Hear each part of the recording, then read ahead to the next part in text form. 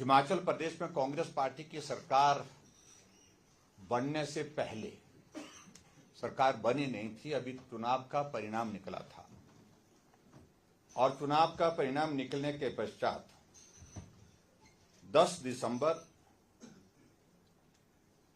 को हिमाचल प्रदेश में वर्तमान सुखविंदर सिंह सुक्खू जी को कांग्रेस पार्टी के विधायक दल का नेता चुना गया।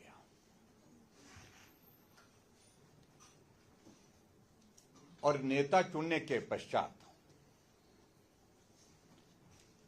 जब पहली बार उनने पत्रकारों को संबोधित किया, आपको स्मरण होगा तो उन्होंने एक शब्द का इस्तेमाल किया था कि जिस हिमाचल प्रदेश में 97% हिंदू हैं, वहां हम हिंदूवादी विचारधारा को, पार्टी को हरा करके सत्ता में आए। और मेरा यह मानना है कि यह कोई सहज कोई बात मुंह से निकली हुई बात नहीं है। इसके पीछे बहुत मजबूत जो है उनकी सोच का जो दृष्टिकोण है वो रिफ्लेक्ट होता है। जो वो ये भी कह सकते थे कि हिमाचल प्रदेश में कांग्रेस पार्टी को बहुमत मिला है और हम उस बहुमत के आधार पर सरकार बनाने जा रहे हैं। लेकिन विशेष तौर से पर्टिकुलरली इस बात को उन्होंने जिक्र करते हुए कहा कि 97% हिंदूवादी पार्टी को हरा करके हम सत्ता में आए हैं।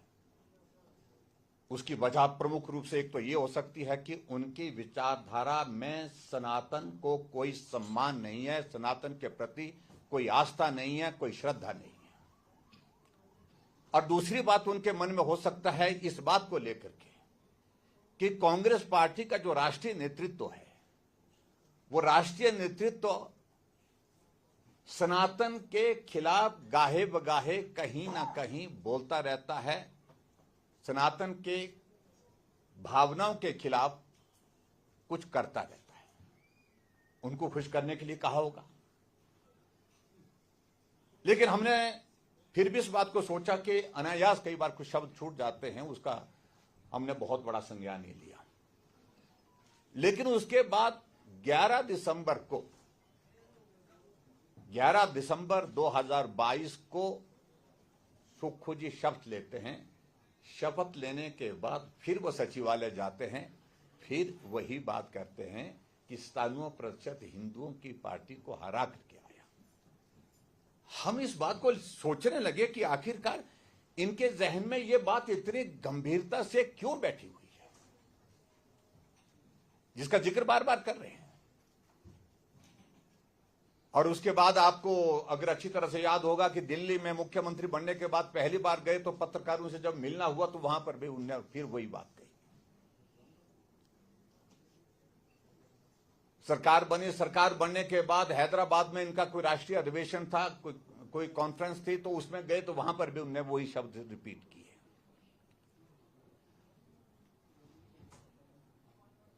उसके बाद कर्नाटका के चुनाव में गए, वहां पर भी उन्होंने वही शब्द इस्तेमाल किए जो प्रेस कॉन्फ्रेंस उन्होंने की।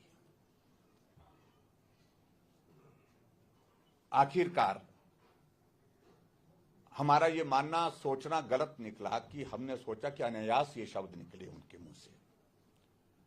ये उनके दिमाग में एक बहुत बड़ा सनातन के खिलाफ, सनातन की आस्था के, श्रद्धा के खिलाफ जो है एक भाव जो है स्थापित हुआ है, जो बार बार प्रतिबिंबित हो रहा है उनके मुंह से। इतनी ही बात कहने की से हमारी बात पूरी नहीं होती है। अंदेशा हमको हो गया कि आखिरकार ये सोच जिस दिशा में जा रही है ये देवभूमि हिमाचल प्रदेश की संस्कृति के मुताबिक नहीं है। उसके बाद देखो मित्रों, एक घटना घटित होती है और वो घटना घटित होती है चंबा में। चंबा में मनोहर करके एक अनुसूचित जाति का नौजवान जब गुम हो जाता है, मिला नहीं, परिवार के लोग जब तलाश करने के लिए निकलते हैं तो तलाश करने के बाद जब पुलिस भी उसमें जुटती है, गांव वाले भी जुटते हैं, उनका शव एक बोरी के अंदर पानी के नाले में दबा करके रखा हुआ। जब उस शव को वहां से बरामद किया गया तो शव के 8 टुकड़े थे।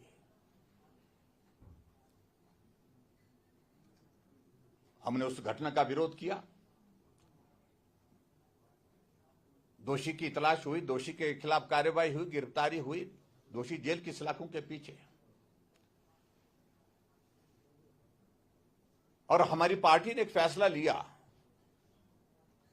हमारी पार्टी के प्रदेश के अध्यक्ष डॉक्टर राजीव बिंदल जी की अध्यक्षता में कि हम मनोहर के परिवार को संवेदना व्यक्त करने के लिए, देने के लिए चंबा जाएंगे। हम दोनों यहां से चले। कांगड़ा से हमारे साथ और भी हमारी पार्टी के वरिष्ठ नेता थे, विधायक थे। लेकिन चंबा में उस गांव से पहुंचने से पहले रास्ते में नेशनल हाईवे पर ही सारा रास्ता बंद कर दिया। आगे 144 वहां पर इंपोज कर दी गई और हम सब लोगों को कई घंटों तक धरना देने के बावजूद, अपनी बात कहने के बावजूद भी पुलिस ने आगे जाने नहीं दिया, वहीं हमको रोक दिया गया कि आप आगे जाएंगे तो अशांति फैल जाएगी। कानून व्यवस्था का विषय है। एक हिंदू नौजवान की हत्या हुई है, 8 टुकड़ों में उसके शरीर को काटा गया और उसके बाद वहां पर जाकर के जब हम उस परिवार के साथ मिलकर के संवेदना व्यक्त करने के लिए जाए, उसको भी रोका गया। ये वर्तमान हिमाचल प्रदेश के सरकार की जो मुख्यमंत्री का जो बयान आ रहा था, उसका एक रिफ्लेक्शन का एक अलग पार्ट आया हमारे सामने।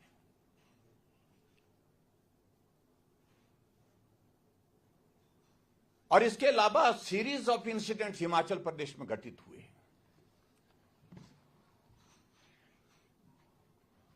और वो सीरीज ऑफ इंसिडेंट्स जिस प्रकार से घटित हुए, उसमें हम सब लोगों को एक ही चीज लगती है कि जिस प्रकार से कार्रवाई वहां पर होनी चाहिए थी, उस तरह से कार्रवाई नहीं। ऊना में एक डॉक्टर जो एक मुस्लिम कम्युनिटी से था, जिसने फेसबुक पे भगवान शिव के प्रति भद्दी टिप्पणियां की, बहुत गंभीर टिप्पणियां की। जब समाज आंदोलन पर उतरा तब जाकर के बहुत लंबे अरसे के बाद, बहुत समय के बाद उसकी गिरफ्तारी की, उसके खिलाफ मामला दर्ज हुआ। कार्रवाई तुरंत क्यों नहीं हुई, यह प्रश्न खड़ा होता है। इसके अलावा और आगे बढ़कर के अगर हम बात कहें,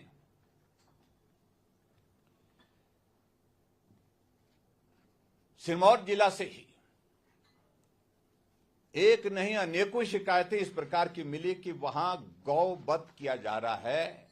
गौवंश की हत्या करके मांस जो है वो दूसरे प्रदेशों में, चाहे वो हरियाणा है चाहे उत्तराखंड है, वहां पर सप्लाई किया जा रहा है। लेकिन उसके बावजूद उस पर भी कोई कार्रवाई विशेष रूप से हुई नहीं। और आगे बढ़कर के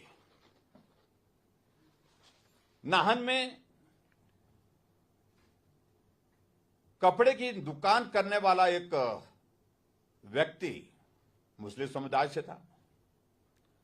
वो सहारनपुर जाकर के गाय को काट करके सोशल मीडिया में डालता है।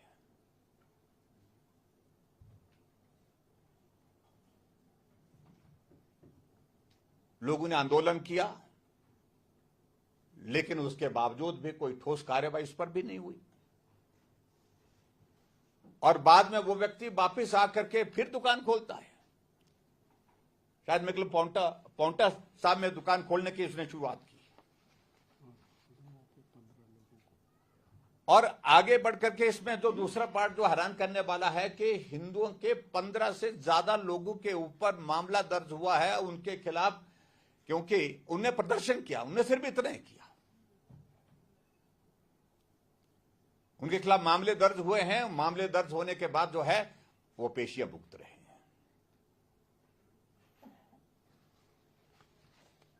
ये क्रम जो है जी, ये क्रम यही नहीं रुका। आगे बढ़कर के घटना होती है। मुझे लगता है कि वो तो प्रदेश के स्तर पर नहीं, राष्ट्रीय स्तर पर वो मुद्दा बना, संजौली में जो मस्जिद वाला विवाद हुआ।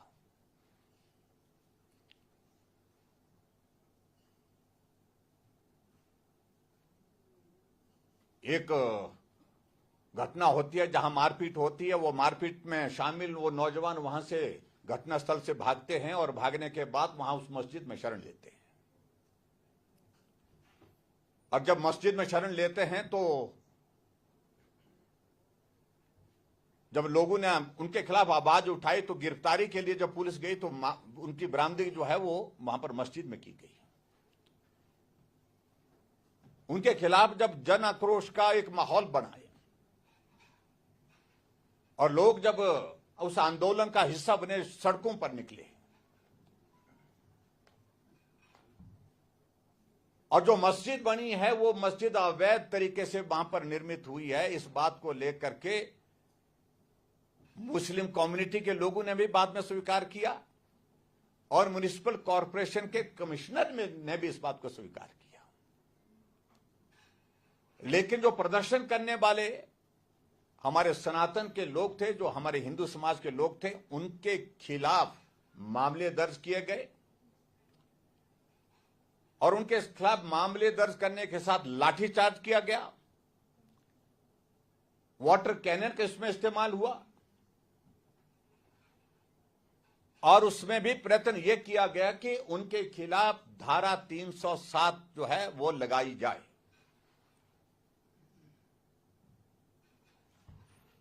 और पुलिस के एक अधिकारी जिसके बारे में मुझे लगता है कि नाम लेने की आवश्यकता नहीं है, चर्चित नाम है, वो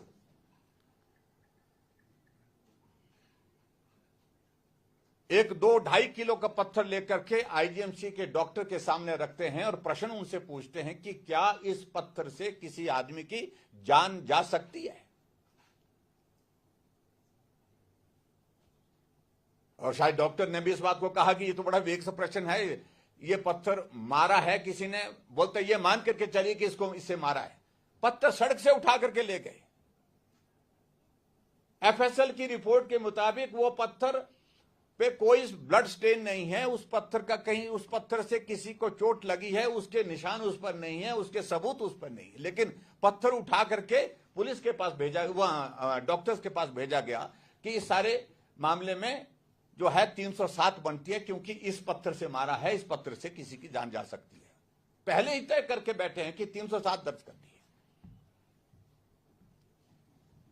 आखिरकार यह संदेश क्या जाता है कि आपने तय कर दिया है कि हम सनातन के खिलाफ जो है लगातार जो है उनकी भावनाओं को, उनकी आस्था को कुचलने का प्रयत्न करेंगे। विधानसभा का सत्र चला था, विधानसभा के सत्र के दौरान मैं आपके बीच में एक जरूर ध्यान में आपको उस बात को लेकर के जानकारी है। एक मंत्री ने विधानसभा के अंदर का, और सही मायने में एक नहीं मंत्री 2 थे, और 2 मंत्रियों ने इस बात को लेकर के कहा कि बहुत सारे लोग ऐसे आगे हैं, और प्रमुख रूप से एक मंत्री ने जो है वो जो ग्रामीण विकास महकमा जिनके पास है उसमें कुछ छुपाने की बात भी नहीं है, उनने बड़ा साफ कहा कि बहुत सारे लोग बांग्लादेश से आए, रोहिंग्या आए, और उनके बारे में हमको इन्वेस्टिगेट करना चाहिए, उनके बारे में जानकारी हासिल करनी चाहिए, वो कहां से आए, कब आए और उनके आइडेंटिफिकेशन क्या है। और सरकार को इस सारे मामले को लेकर के जांच करनी चाहिए, उनका रजिस्ट्रेशन होना चाहिए। तो कांग्रेस पार्टी के हाईकमान से ऊपर से आदेश आता है कि इस मंत्री को मंत्रिमंडल से निकाल दो। यह घटना हुई है जिसका आपको अच्छी तरह से मालूम है, और बाद में इस सारी चीज को लेकर के जो है मंत्री को ऊपर इस कदर दबाव डाला गया कि मंत्री ने कहा कि मैंने ऐसा नहीं कुछ कहा था, क्योंकि आखिरकार मंत्रिमंडल का जो है वो दायित्व पद जो है उनके हाथों से निकलता दिख रहा था। ये बात आप लोग ने देखी होगी। और घटनाओं का क्रम आगे बढ़ करके देखिए, इन सारी चीजों को किस प्रकार से जस्टिफाई किया जाता है। बिलासपुर में एक कांग्रेस की एक बैठक होती है, एक कार्यक्रम होता है, उसमें एक मुस्लिम कम्युनिटी का एक उनका कांग्रेस पार्टी का नेता खड़ा होकर के भाषण देता है कि हम मुसलमानों का एक भी वोट जो है भारतीय जनता पार्टी को नहीं जाता है। 2 मंत्रियों ने हमारी मस्जिद के खिलाफ आवाज की उठाई है, उन दोनों मंत्री को बर्खास्त करना चाहिए। यह भी रिकॉर्ड का हिस्सा है।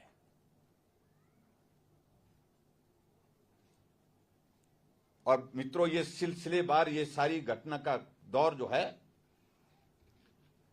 यहीं थमा नहीं। अभी हाल ही में जिस संदर्भ में मैं बात करने के लिए आप सबके बीच में प्रमुख रूप से हूं, एक घटना घटित होती है जो आजकल बहुत बड़ा चर्चा का विषय बना है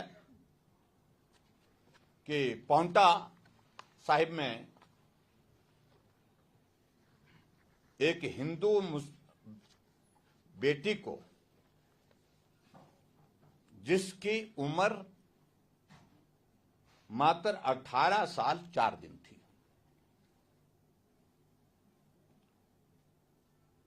वो बेटी गुम होती है। परिवार के लोग चिंतित होते हैं और नौजवान बेटी जब घर से गुम होती है तो स्वाभाविक रूप से परिवार के लिए बहुत बड़ा चिंता का विषय बनता है। परिवार के लोगों ने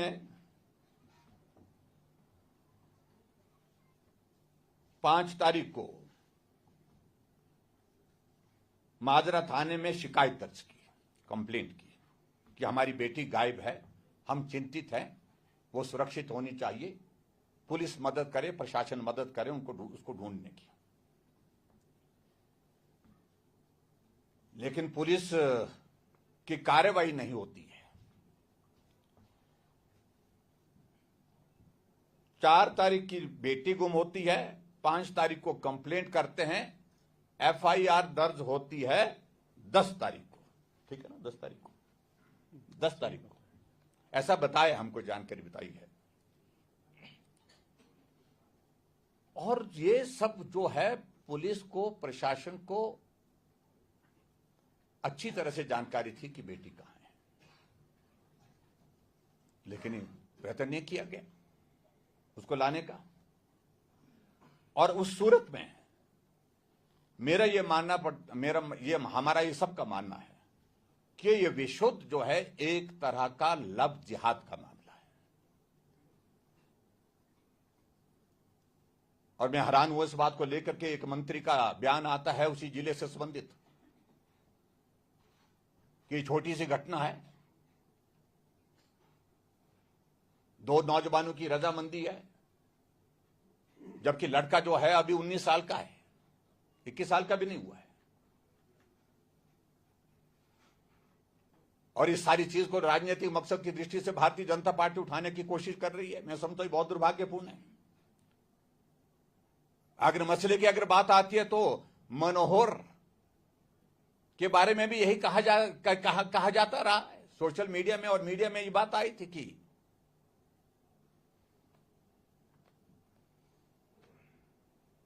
वो भी एक निजी मामला था, ऐसा बताया गया है। मुझे वेरिफिकेशन को लेकर के, वो सारी चीजों को लेकर के स्पष्टता बाद में आई नहीं, लेकिन मनोहर के तो 8 टुकड़े कर दिए। और यहां पर बेटी गुम होती है, उसके खिलाफ एफआईआर करने में कितना वक्त लगाया। और जब हालात इस प्रकार के बन गए कि पुलिस उसमें रुचि नहीं दिखा रही थी, सरकार प्रशासन रुचि नहीं दिखा रहा था बेटी को ढूंढने में, तो लोग सड़कों पर निकले। जब लोग सड़कों पर निकले तो स्वाभाविक रूप से जहां जानकारी मिली उस दिशा में भी कुछ लोग आगे बढ़े, और उस दिशा में जब आगे बढ़े तो उस घर में ऊपर से पथराव हुआ। अगर मैं इस बात को लेकर के कहूं, जो एफआईआर वहां पर पुलिस के एक एएसआई की तरफ से जिनको चोट लगी, चोटिल हुए शायद, उनकी ओर से जो दर्ज हुई है उसमें उन्होंने बड़ा स्पष्ट उसमें जो लिखा है, जो कंप्लेंट अगर आप लोग भी उसको नजर मारेंगे तो उसमें कहा कि मुस्लिम समुदाय की ओर से किसी ने पत्थर फेंके, फिर पथराव शुरू हुआ, उसके बाद फिर पथराव शुरू हुआ, और जिसमें जो है उक्त व्यक्ति को जिसने कंप्लेंट की है पुलिस के एएसआई ने, जिनको चोट आई उसने कंप्लेंट में ये लिखा है। तो शुरुआत किसने की? पहले पत्थर फेंकने की। कार्रवाई उनके खिलाफ क्या हुई?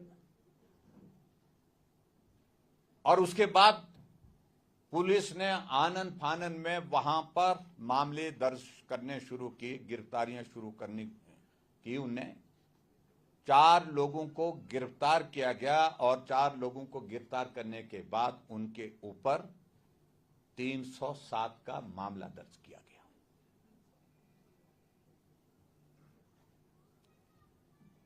और बात यही नहीं रुकी। जनप्रतिनिधि होने के नाते हमारी पार्टी के प्रमुख लोग भी वहां पर उस सारी चीज को लेकर के कि एक इस आंदोलन में जो जन भावनाएं हैं उनको हम थोड़ा व्यवस्थित करें, उनको कंट्रोल करें। उस दृष्टि से जिम्मेवारी के साथ हमारे पार्टी के सम्माननीय अध्यक्ष डॉक्टर राजीव बिंदल जी भी वहां पर उपस्थित थे, हमारे पूर्व मंत्री सुखराम चौधरी जी भी वहां पर उपस्थित थे। लेकिन विचित्र बात यह है कि दोनों के खिलाफ में बाद में मालूम पड़ता है कि 307 में इनके खिलाफ ही मामला दर्ज किया गया।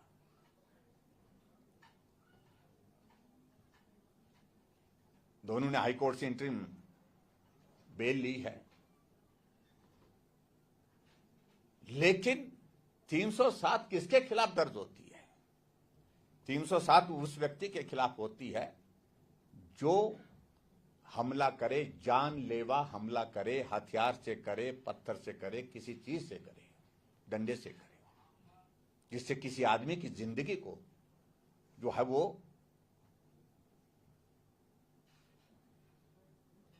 मौत की स्थिति आ सकती है, उसमें 307 लगता है।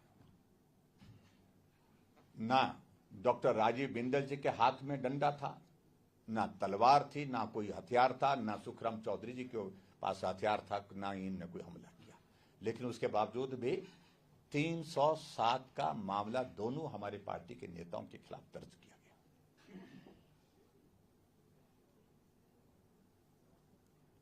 इसलिए मैं इससे पहले से मैं जो पृष्ठभूमि में जाकर के जो हिंदूवादी पार्टी को हरा करके आया हूं, तो उसका रिफ्लेक्शन यहां पर दिख रहा है।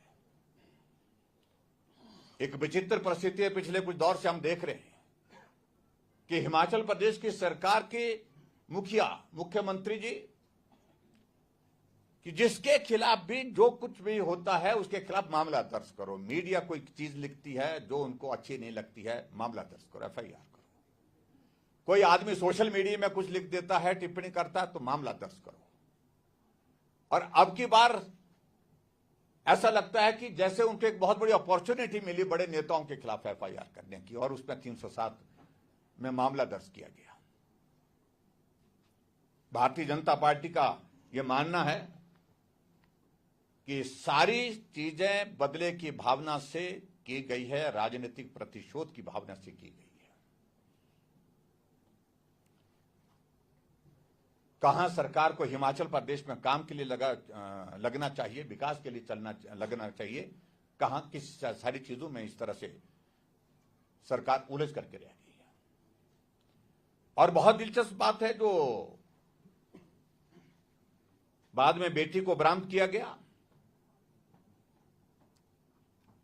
और जो सिरमौर जिला के मंत्री ने बड़ा साफ अपने शब्दों में पहले भी ये भी कहा है, उनने एक बात तो ये कही कि भी बहुत छोटी सी चीज है, लेकिन बाद में उन्होंने इस बात को भी कहा कि अगर ये सारी घटनाक्रम जो घटित हुआ, सारा घटनाक्रम घटित हुआ, तो ये उस वजह से हुआ क्योंकि प्रशासन, पुलिस ने ठीक प्रकार से समय रहते कार्रवाई नहीं की। अगर समय रहते कार्रवाई की होती तो ये स्थिति ना होती। कार्रवाई करने से किसने रोका? किसकी सरकार है? क्या राजनीतिक संरक्षण दिया गया उन लोगों को जिन लोगों ने इस घटना को अंजाम इस प्रकार से दिया और उसके बाद कार्रवाई करने से रोका गया, और कार्रवाई की तो एक तरफा की गई? इससे यही अंदेशा आता है। इसलिए भारतीय जनता पार्टी की ओर से हमने इस सारे विषय को लेकर के बहुत गंभीरता से लिया, और हमने वहां पाउंटा साहिब में जाकर के प्रदर्शन भी किया, और उस प्रदर्शन में हम सब लोगों ने एकजुट होकर के यही कही है बात, जिसको मैं आज आप सबके सामने फिर से रिपीट करना चाहता हूं कि धारा 307 जो लगाई गई है, सब लोगों के ऊपर उसको तुरंत वापस लिया जाए।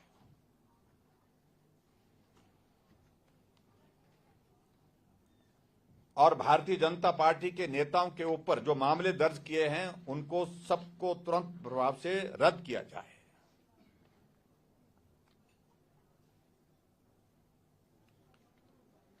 क्योंकि ये बहुत विचित्र स्थिति है। अभी तक जो है वो 5 लोग जो अंदर हैं उनके ऊपर 307 लगाई गई है, लेकिन जो लड़का है उसके ऊपर कोई कार्रवाई नहीं की गई है। और हमारी जानकारी हमको जो प्राप्त हुई है उसके वहां पर जो है, वहां लोगों ने, उस कम्युनिटी के लोगों ने लाखों रुपए उसके अकाउंट में डाला। वो भी जांच का विषय होना चाहिए।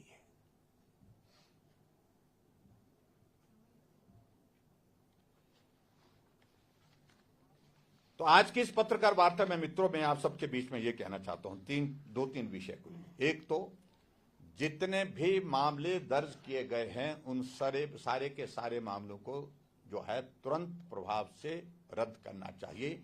धारा 370 जिन नेताओं के ऊपर, धारा 307 जिन नेताओं के ऊपर लगी है उसको नए सिरे से 109 हो गई। उस पे जो है बिल्कुल 109 हो गया BNS। अच्छा, हाँ 109 हो गई है, हाँ, भारतीय न्याय संहिता के इसमें। तो इस सारी चीज को लेकर के जो है तुरंत जो है वो सरकार को कार्रवाई करनी चाहिए, और जो दोषी है उनके खिलाफ कार्रवाई होनी चाहिए, उनकी गिरफ्तारी होनी चाहिए। मुझे मालूम हुआ कि शायद अब कुछ कार्रवाई की दिशा में जब दबाव ऊपर से लग रहा है कि भाई ये गलत हुआ है, तो उस तरह से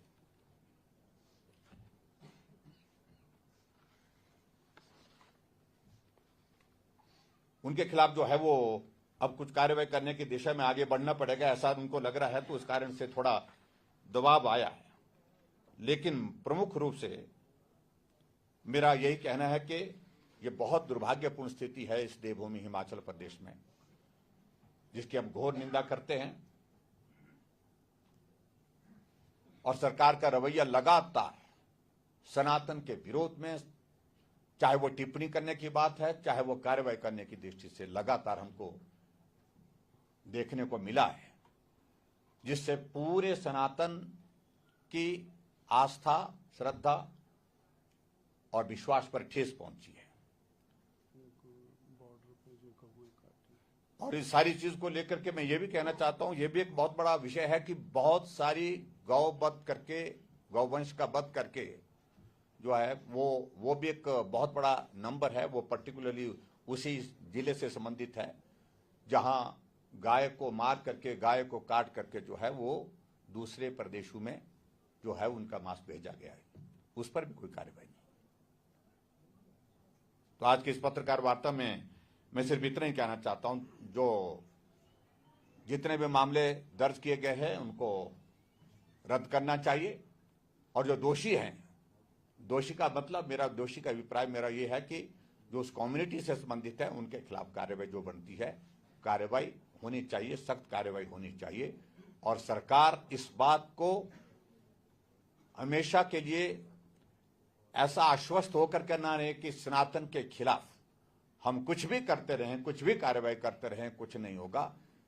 अगर कार्रवाई सनातन के खिलाफ इस प्रकार से करने का कांग्रेस सरकार का व्यवहार रहता है तो आंदोलन होगा, भयंकर आंदोलन होगा, और जिसकी सारी जिम्मेवारी वर्तमान सरकार के ऊपर होगी। वहाँ के SDM मैं उस पर ज्यादा कुछ कहना नहीं चाह रहा हूं, लेकिन मैं समझता हूं कि जिस तरह की बॉडी लैंग्वेज वो दिखाने की कोशिश कर रहे हैं कि उसकी आवश्यकता नहीं थी। ठाकुर साहब, आरोप तो ये भी लग रहे हैं, जब बिंदल साहब ने वहाँ पे प्रदर्शन किया तो जब इन पे भारी पड़ा तो स्थिति को संभालने के लिए आपको जाना पड़ा, तो आपने भी उसमें घी का काम किया वहाँ। बिल्कुल नहीं, इस बात को लेकर के हम